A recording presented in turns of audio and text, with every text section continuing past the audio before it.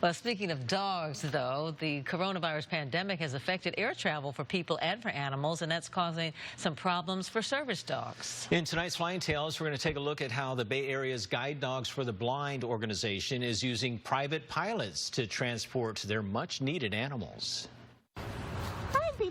These little furry bundles of joy were supposed to be with their foster homes weeks ago, but COVID has disrupted the logistics for Guide Dogs for the Blind. We have a cadre of about 2,000 puppy raisers in the 10 western states as far east as Texas. Guide Dogs trains and provides these amazing animals for hundreds of blind people every year.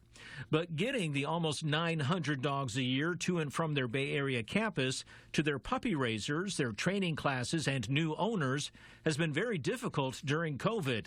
New restrictions have made it tough to get the dogs on commercial flights. Airlines now are no longer transporting animals, so because of the fact that they're flying smaller aircraft.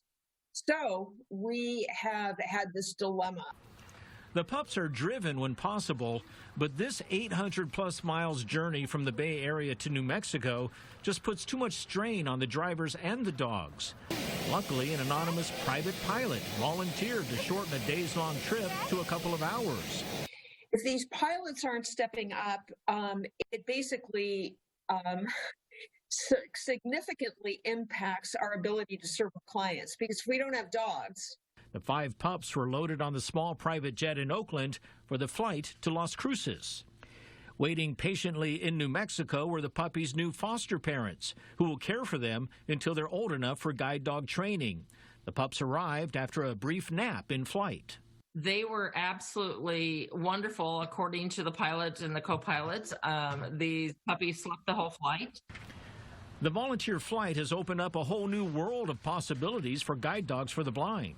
Las Cruces is a little bit out in the middle of nowhere, to be perfectly honest with you, from a major airport. Eventually, commercial flights will get back to normal, but Guide Dog says it may try to stick to using volunteer pilots whenever possible.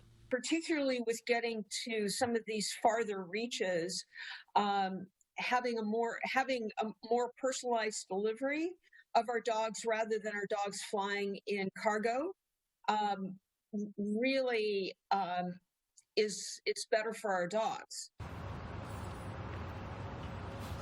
More pilots are out there stepping up to help organizations like Guide Dogs to try to move these animals who otherwise may be stranded, and that means the people that need the help of those guide dogs don't get it. Of course, that's what Flying Tales is, because that's what you do, help fly these animals about. Right. Got to get you back in the air. My plane is out of service getting worked on right now, so hopefully in a couple months I'll be out there too. You'll be back in action. Flying some guide dogs.